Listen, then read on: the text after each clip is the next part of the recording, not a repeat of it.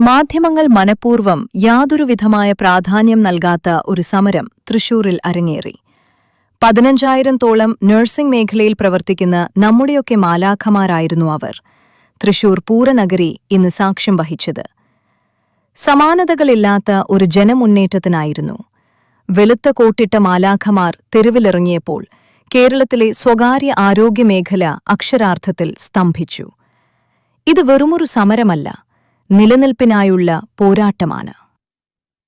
United nurses association അഥവാ UNA-യുടെ നേതൃത്വത്തിൽ 10,000-കണക്കിന് നഴ്സുമാരാണ് ഇന്ന് തൃശൂരിൽ ഒത്തുകൂടിയത്. 2018 ശേഷം കഴിഞ്ഞ 7 വർഷമായി ശമ്പള പരിഷ്കരണം നടപ്പാക്കാത്ത സർക്കാർ നയത്തിനെതിരെയുള്ള ശക്തമായ താക്കീതായിരുന്നു ഈ അവകാശ പ്രഖ്യാപന സമ്മേളനം. പ്രധാന ആവശ്യങ്ങൾ ഇവയാണ്: 1. സ്വകാര്യ മേഖലയിലെ നഴ്സുമാരുടെ കുറഞ്ഞ ശമ്പളം 40,000 രൂപയാക്കി ഉയർത്തുക. 2. സുപ്രീം കോടതി വിധിപ്രകാരം തുല്യ ജോലിക്ക് തുല്യവേതനം ഉറപ്പാക്കുക. 3. ശാസ്ത്രീയമായ നഴ്സ് പേഷ്യന്റ് അനുപാതം നടപ്പിലാക്കി അമിത ജോലിഭാരം അവസാനിപ്പിക്കുക. രോഗികളെ ബുദ്ധിമുട്ടിക്കാതെ 1/3 ജീവനക്കാരെ മാത്രം ആശുപത്രികളിൽ നിർത്തിക്കൊണ്ടാണ് ഈ സൂചനാ പണിമുടക്കി നടന്നത്.